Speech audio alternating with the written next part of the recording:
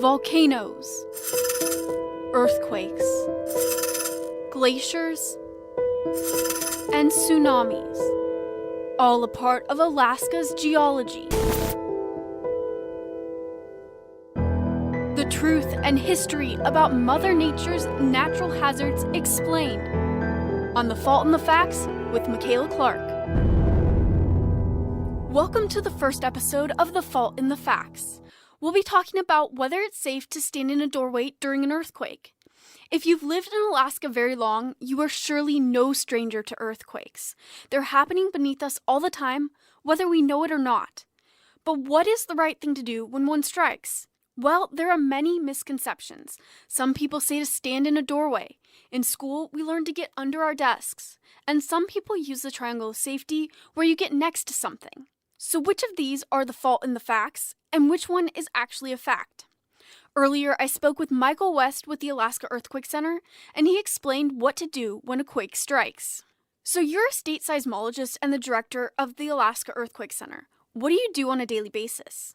I spend my days at the Alaska Earthquake Center, where our mission is focused on three things: research into how earthquakes happen and what their impacts are, monitoring, which is a 24/7 activity to track earthquakes in Alaska, and then public engagement, which is how do we communicate effectively research and monitoring to make it useful to society.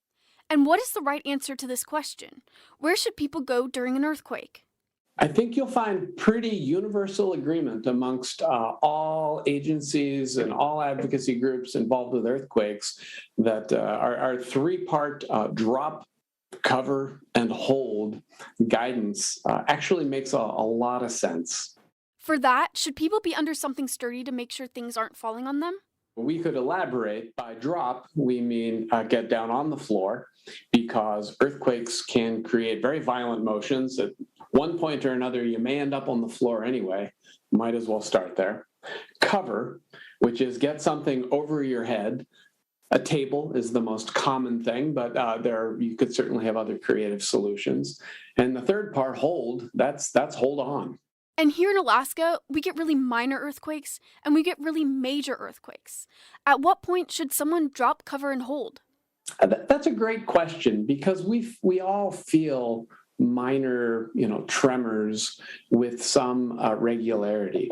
All earthquakes are different, and some of the biggest earthquakes that we might anticipate, and if we go back in our history, some of our largest earthquakes actually start out with very modest shaking.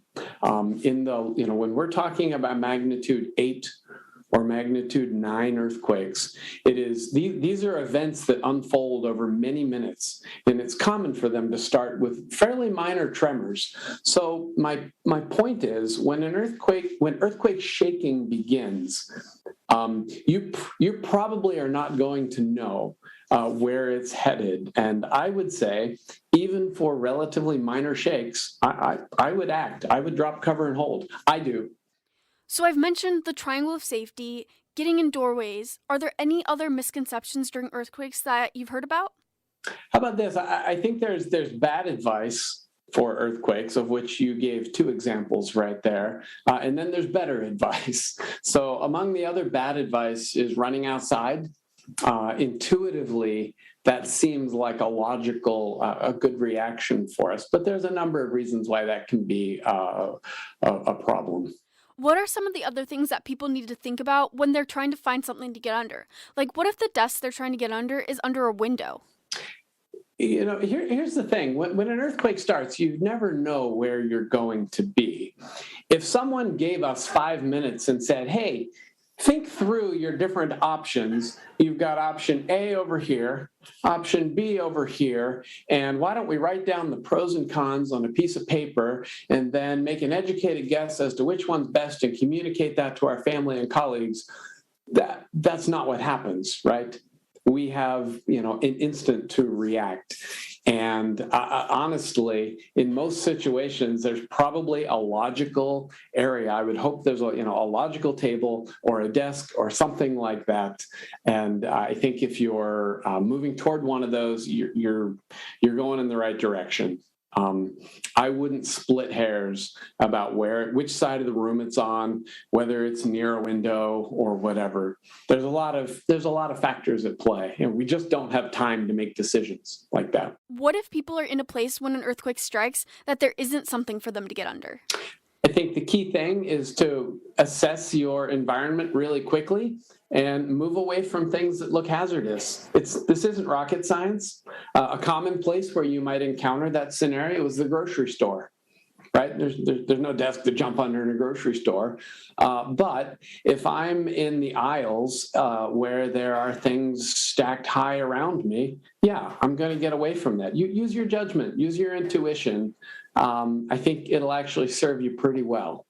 It takes a little bit of thought. A lot of people do run out of buildings. They go for doorways. How can people train themselves to seek shelter correctly? I play this game with myself sometimes when I'm in a new space and I'm looking around in the same way that we might think ahead just a little bit to what are my exit routes in the case of a fire.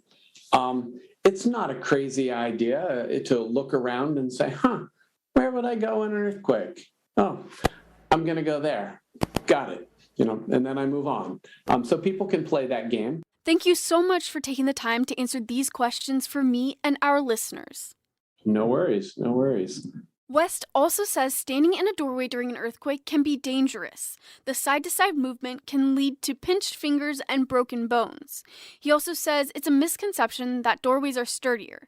Many doors in homes are not in a structural wall, and you lose that security. But this show is called The Fault in the Facts, and I'd like to end with a fact about a fault. Today we start off with the basics of what is a fault. It's a crack in the earth that leaves 2 blocks of rock. When the pressure in Earth's surface gets too strong, the rocks can move, creating a shock wave that's an earthquake. There are different kinds of faults depending on which way the rock moves.